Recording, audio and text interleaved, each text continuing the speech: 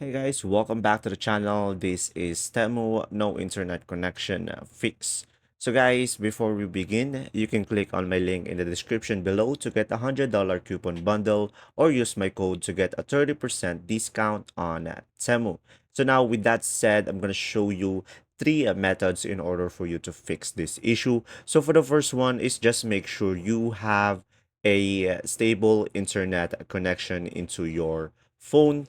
And guys, make sure you are connected to a Wi-Fi or a strong internet connection. And now, if it still doesn't work, what you could try to do is just simply open up your App Store or Google Play Store. And from here, just simply search for Temu. And after that, guys, just make sure you are running the latest version of the application.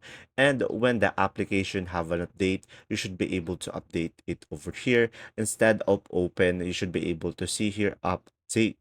And now, if it still doesn't work, what you could try to do, guys, is just simply go ahead and go to the application and just simply hold it.